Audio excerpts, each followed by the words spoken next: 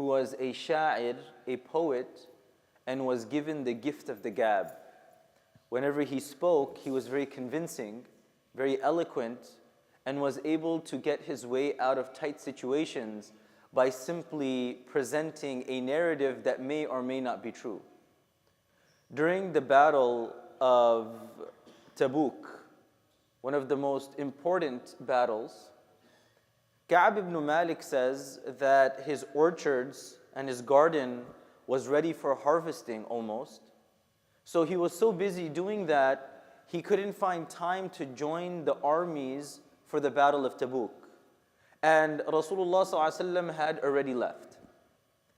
And as he's thinking over his situation, he notices that in Medina, there were only few groups of people who stayed back from the battle. One group were the hypocrites, the munafiqun. They made up an excuse and they stayed back. The second group were those who were sick, those who were elderly and unable to participate. And the third were people like Ka'b ibn Malik who were not munafiqun, but who didn't have an excuse, but they stayed back. Now, participating in Tabuk was of paramount importance because the numbers were so disparate. Such a small number of Sahaba against such a large number of the foe. So everybody needed to participate. So the absence of Ka'b ibn Malik was very great and very important. So when Nabi ﷺ comes back after the Battle of Tabuk, and he's asking to see why did the people who stayed back not come, there was a long line of people. Ka'b ibn Malik comes into the masjid, he's waiting in line and he sees a group of people. The first person comes, he's a munafiq, he's a hypocrite, so he lies through his teeth and he says, this is my excuse, that is my excuse, and he leaves. Nabi ﷺ knows, but he said, if this person is saying that, I'm going to let him go. The next person comes and he says, Ya Rasulullah, I'm very old and I felt as though I couldn't go because of my weakness and my old age.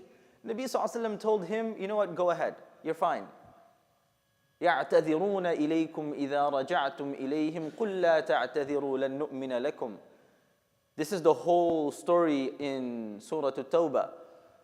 So now, right before Surah At-Tawbah, when Allah subhanahu wa ta'ala gives the command to go for Tabuk and everybody's meant to come but people don't show up, it's very upsetting.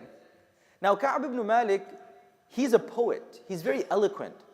So he already thinks of 3-4 different ways to convince the Prophet ﷺ why he is innocent. Obviously he's a poet, so he knows his way around the tongue. He can convince people. So when his turn is about to come, he has this entire plot, this entire scheme in mind that he's going to present to the Prophet ﷺ and say, Ya Rasulullah, this is my excuse. Although in the back of his mind, he knows the truth of the matter is, he was just busy and preoccupied with his garden. And just as he's about to spin the narrative, he stops and he says, Ya Rasulullah, I have no excuse. Deal with me however you feel is right. And ultimately, Nabi ﷺ chastised him. He was boycotted for some time. But subhanAllah, in the ending, not only was he forgiven, Allah revealed verses about his forgiveness. وَعَلَى الثَّلَاثَةِ الَّذِينَ خُلِّفُوا. Allah talks about the 3 people who stayed back, among whom was Ka'b ibn Malik. And in the ending, it was, when they say the end justifies the means to an extent, where Ka'b ibn Malik, he felt in the beginning everybody was against him, everybody started blaming him, but in the ending he was forgiven. It's a very lengthy story, but he says something very profound. He says, إِنَّ الصِّدْقَ يُنْجِي وَالْكَذِبَ يُهْلِكُ. If somebody were to ask me, Ka'b ibn Malik says, to summarize this entire ordeal, I will summarize it in the following statement. إِنَّ الصِّدْقَ يُنْجِي وَالْكَذِبَ يُهْلِكُ. That speaking the truth will always save and protect you, and lying will always put you in a very difficult situation. And what's interesting is, if you think about his story, he was put through a difficult situation. He was boycotted, people were blaming him, people were ostracizing him. But in his mind, he knew the one who laughs last laughs best.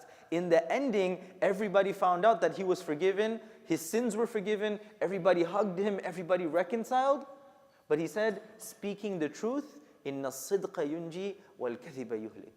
This whole week we've been speaking about amana and trust. When an amana is given to me, how do I discharge that amana?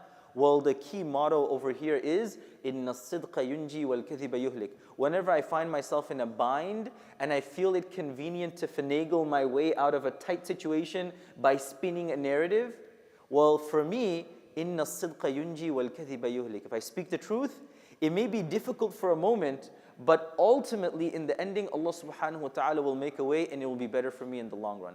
May Allah subhanahu wa ta'ala allow us to be mindful of our trusts. May we be mindful of our amana, and may we never spin a narrative that is untrue to take ourselves out of a difficult situation. And whatever difficult situation may be there, may Allah subhanahu wa ta'ala facilitate it through halal and lawful means. Ameen ya Rabbil Alameen. Jazakumullahu khairan wa assalamu alaikum wa rahmatullah.